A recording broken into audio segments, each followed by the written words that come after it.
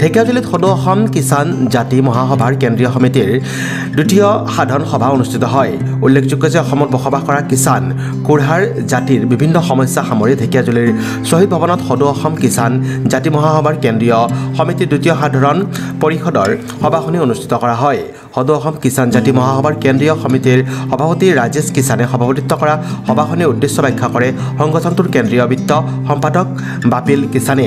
ঢেকিয়াজুলিত অনুষ্ঠিত কিষাণ জাতিৰ উক্ত সভাখনিত সদৌ অসম কিষাণ জাতিৰ মহাসভাৰ কেন্দ্ৰীয় উপসমিতিৰ ৰমেশ কিষাণ, সুনীল কিষাণ, কেন্দ্ৰীয় সম্পাদক অমিত কিষাণ, সহকাৰী সম্পাদক কালাকান্ত কিষাণৰ লগতে প্ৰতিখন জিলা সমিতিৰ সভাপতি সম্পাদক আৰু কেন্দ্ৰীয় কাৰ্যনিৰ্বাহক সদস্যসকল উপস্থিত থাকে।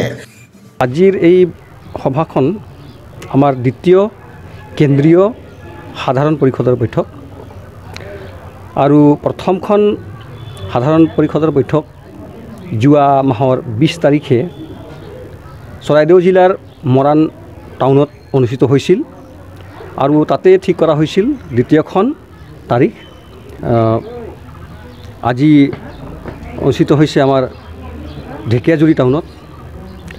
তো এই সাধাৰণ পৰিষদৰ দ্বাৰা আমাৰ কেন্দ্ৰীয় সমিতি আৰু জিলা সমিতিত কৰিব লগা বহুখিনি পদক্ষেপ আছে আৰু যিবিলাক সমস্যা আছে, জাতীয় সমস্যা আছে আমাৰ কিষাণ সমাজৰ, সেইবিলাক খৰচি মাৰি আমি আলোচনা কৰিছোঁ আৰু সম্পূৰ্ণ 1 বছৰৰ কাৰ্যক্ৰমণিকা আমি প্ৰদান কৰিছোঁ জিলাসমূহক। কেন্দ্ৰীয় সমিতিৰ আমি যিখিনি বন্ধুবৰ্গ আহিছে সকলোৱে আমি মিলি আমাৰ প্ৰতিষ্ঠা দিৱস, আমাৰ লোকপিয়ল, আমাৰ পুঁজি গঠন ইত্যাদি বিষয়ত খৰচি মাৰি আমি আলোচনা কৰিছোঁ আৰু সেইটোৰ কাৰণেই আমি এই সাধাৰণ পৰিষদ আহ্বান কৰি জিলাসমূহকো আমি আদেশ প্ৰদান কৰিছোঁ যাতে তেওঁলোকে আঞ্চলিক সমিতিসমূহ সক্ৰিয় কৰে, মজবুত কৰে আৰু সমাজৰ উন্নতিৰ কাৰণে পদক্ষেপ গ্ৰহণ কৰি কিনে সমাজক এক উন্নতিৰ শিখৰত আগবঢ়াই লৈ যায়।